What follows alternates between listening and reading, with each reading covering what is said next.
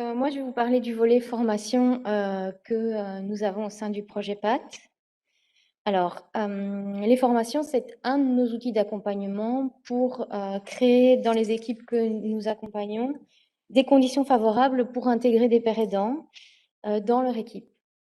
Donc, il existe des formations pour les pairs aidants qui sont données par l'UMONS. Nous, nous ne nous intéressons pas aux formations pour les pairs aidants, nous nous intéressons aux formations pour les professionnels classiques. Voilà, pour qu'eux, ils puissent se sentir à l'aise avec, ces nouveaux enjeux, ce nouveau métier, cette nouvelle expertise, qu'on leur amène. Voilà. Qu'est-ce qu'on y fait dans ces formations? Alors, d'une part, on y découvre toutes les bases de la pérédance. C'est quand même, une nouvelle pratique émergente, en tout cas, dans notre partie francophone du pays. Et donc, par exemple, on y travaille les représentations que, les travailleurs peuvent avoir sur le sujet. Voilà, parce que, bien souvent, ils ont entendu quelque chose au sujet de la pérédance, et ça leur pose des questions. On est là pour répondre à ces questions, clarifier, répondre parfois à leurs craintes ou à leurs interrogations par rapport à leur, contexte de travail. Voilà.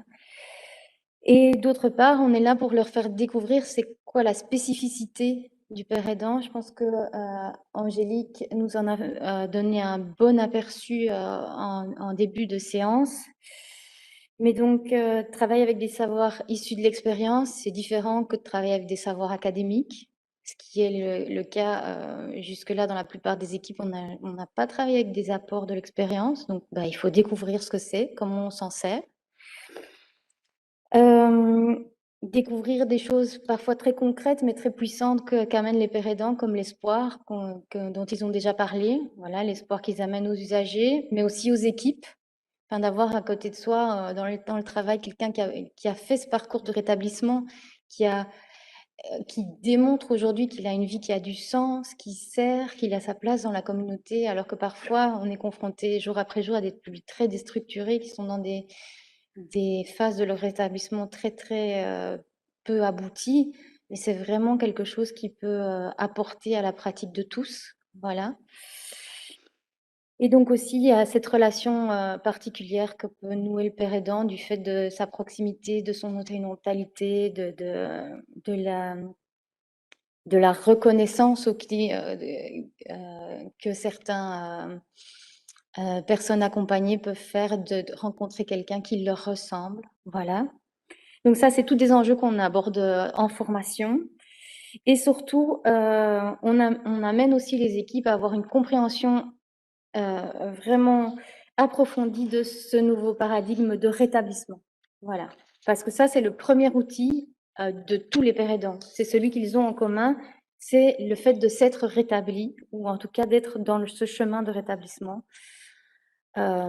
Et donc c'est vraiment ça passe par une compréhension approfondie, mais par une prise de conscience de certains éléments, qui vont vraiment les amener à pouvoir entrevoir la plus-value qu'ils pourront aller chercher, pour leur contexte de travail, dans leurs objectifs institutionnels, par l'apport d'un père aidant.